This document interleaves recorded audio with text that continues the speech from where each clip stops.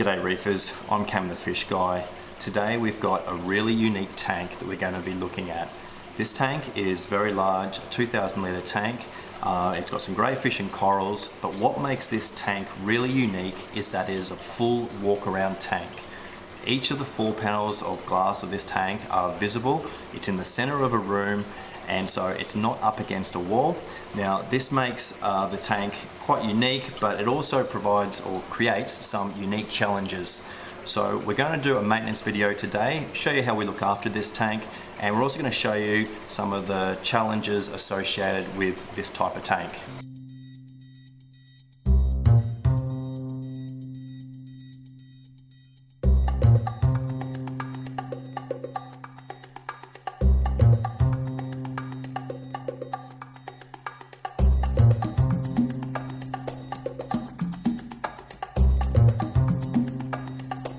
So because this is a full walk-around tank, there's no true front or back.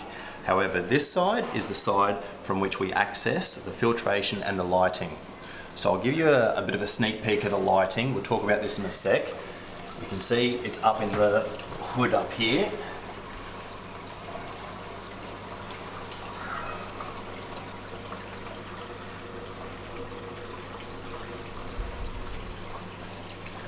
And we've got our filtration underneath, of course. So you can see that the skimmer's over skimming. We're going to fix this up in a minute, but we've got all of our filtration, and we'll run through this in more detail soon.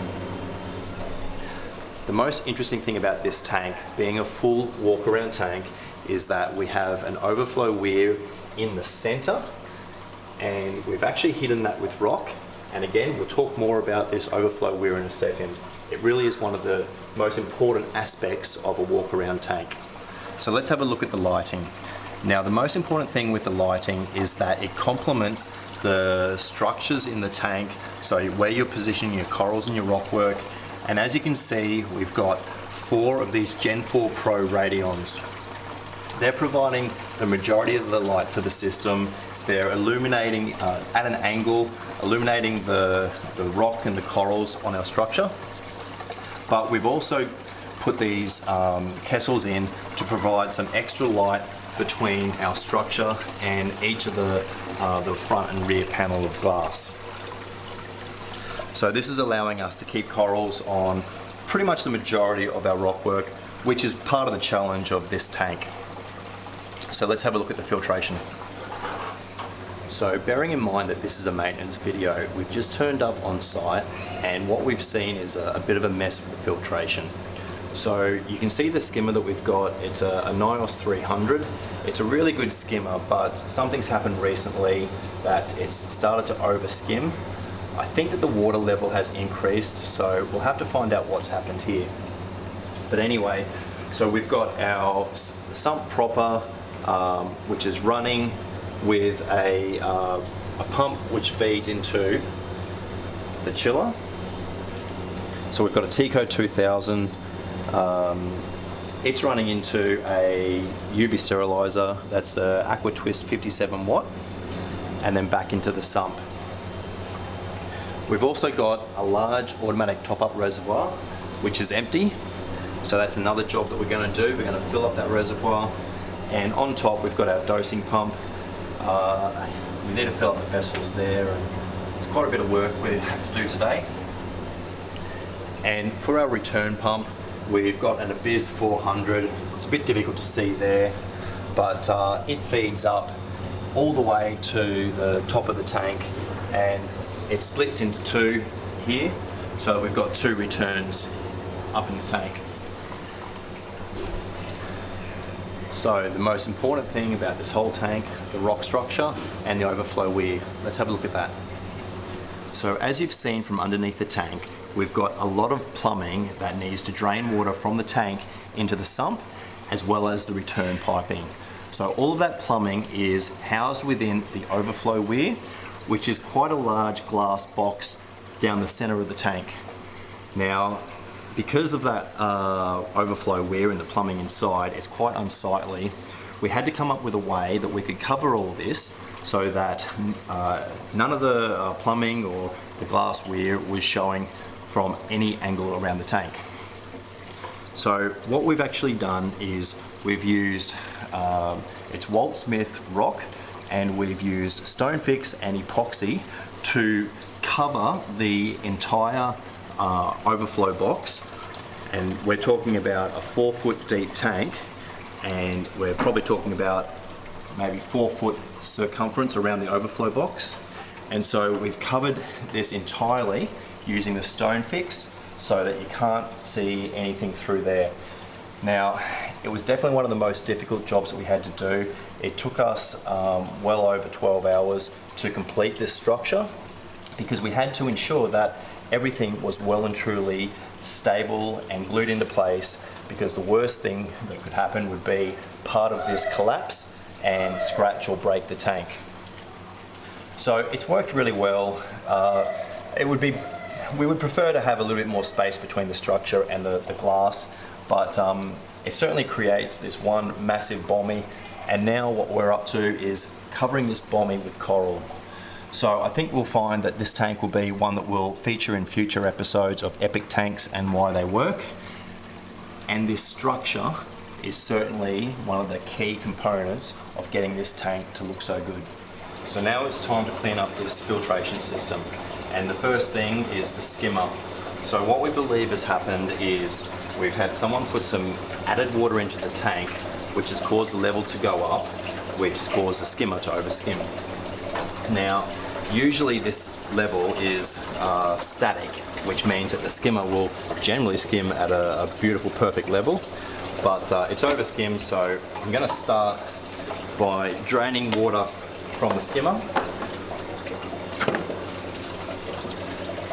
I'll give the skimmer a bit of a clean, and I'll also have to clean up the mess it's created. There's a little bit of protein waste on the sides of the sump, and you can see all the foaming at the back of the tank. Really all it needs is a bit of a wipe down and it'll be fine.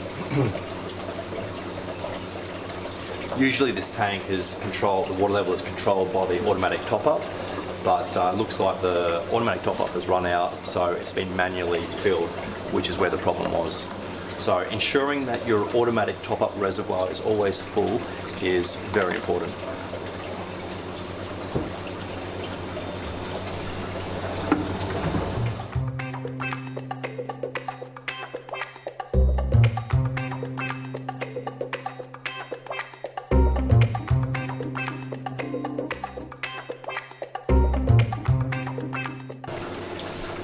Smells like protein skimmer.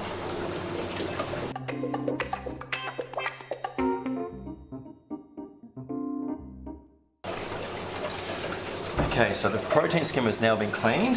So we've got 2 more jobs. We're going to glue in a coral and do a water change. So the coral we're going to be placing in this tank today is a corallimorph rock. And so it's about this sort of size, and we're planning on putting it somewhere low in the tank. But because of the depth of the tank, and because I'm not planning on getting in this tank today, it's going to be a little bit difficult to position. So we've got a tool up here that we're going to use, and hopefully we'll be able to get it down low.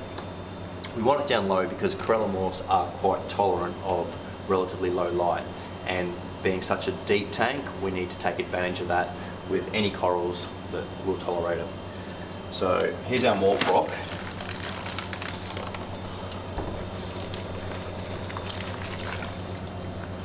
So you can see there's lots of morphs on it.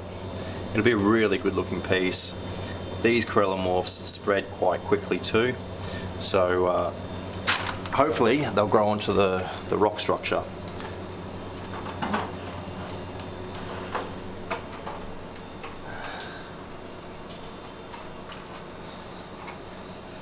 I'll place it here and I'll get our grabbing tool.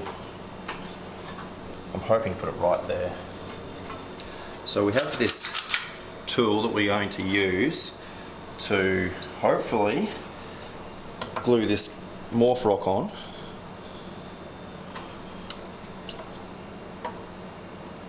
I'm just going to line it up first.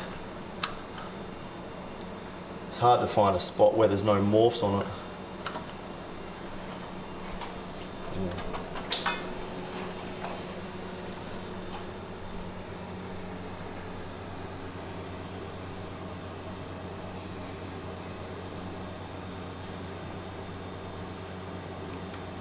It's like the claw game.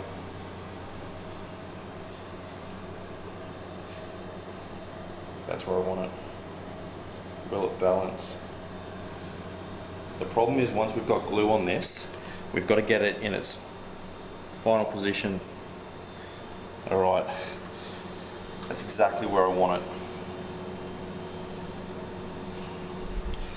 So now the challenge is to have it in place like this with a big dollop of glue on it. This is how I want to hold it.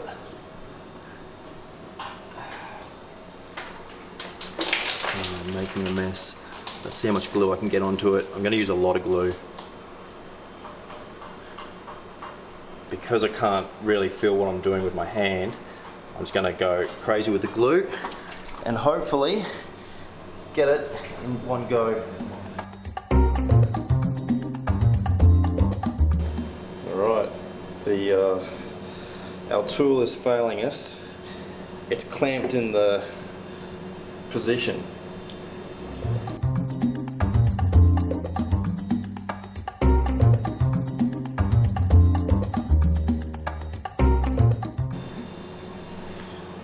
This is a nightmare.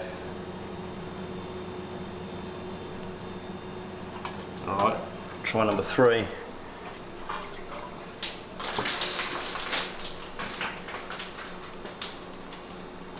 That sounded like it went into a bucket.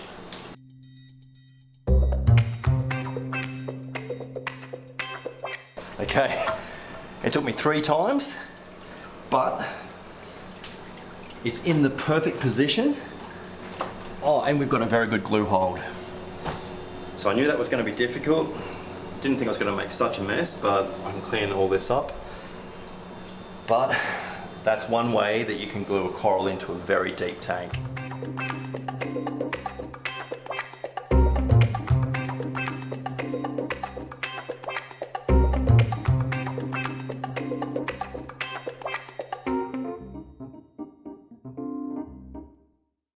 So for such a tall tank, we need to have an incredibly long gravel vac.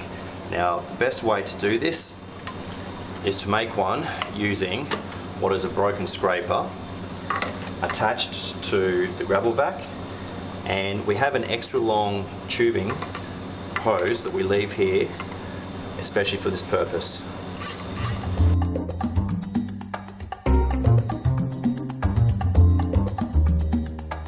So this will be our gravel vac. I'll just trim these bits off here and we'll clean the sand. So normally the hosing that I use on gravel vacuuming is about half the length of this one, but it's very important that when I'm gravel vacuuming, I can be sure that the hose is going to stay in the bucket.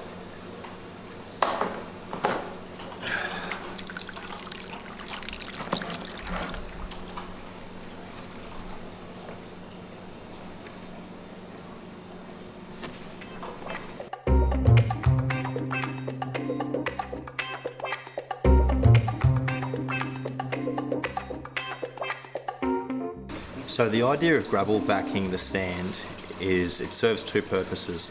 The first is that it's turning over the sand, so that reduces the algae's ability to grow on the sand, but it's also removing the nutrients that develop in the substrate. The bacterial silt and detritus can accumulate, which feeds nutrients to the algae. So gravel vacuuming is an important part of the maintenance of this tank. So just whilst I'm doing this gravel vacuum, we'll have a look at the wave makers that we've used. So you may or may not have seen them. We have some Rosemont movers hidden amongst the rockwork on the weir. So their magnets are on the inside of the weir and they're providing really good flow for this tank.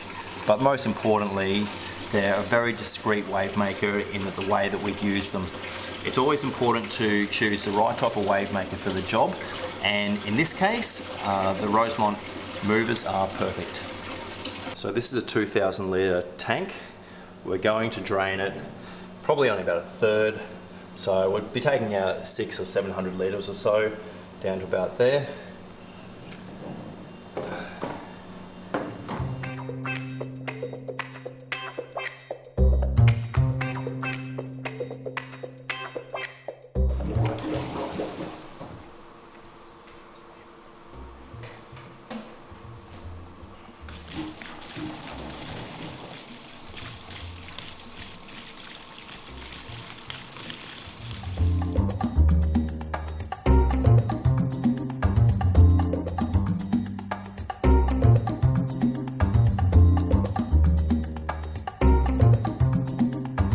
Okay, so we're just finishing up with the service. We've done our water change. And I still need to polish the glass so it's all perfectly streak-free. The water will clear up over the next 45 minutes to an hour or so. But anyway, this is our job done. I think this tank's a great example as to why a full walk-around tank is such an awesome addition to your home. And it's a great tank which is really still under development, but I think you'll find that this will definitely be a beautiful tank, and stay tuned to Gallery Aquatica TV and you'll see this tank on an episode of Epic Tanks and Why They Work. Thanks for watching, guys.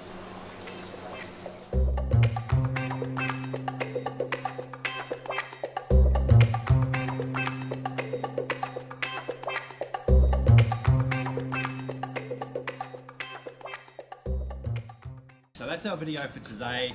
If you enjoyed it, hit the like button, hit the subscribe as well. We'll be putting out videos every week showing a new tank with new products. There's going to be lots in all the videos. I'm Cam the Fish Guy, and keep on reefing.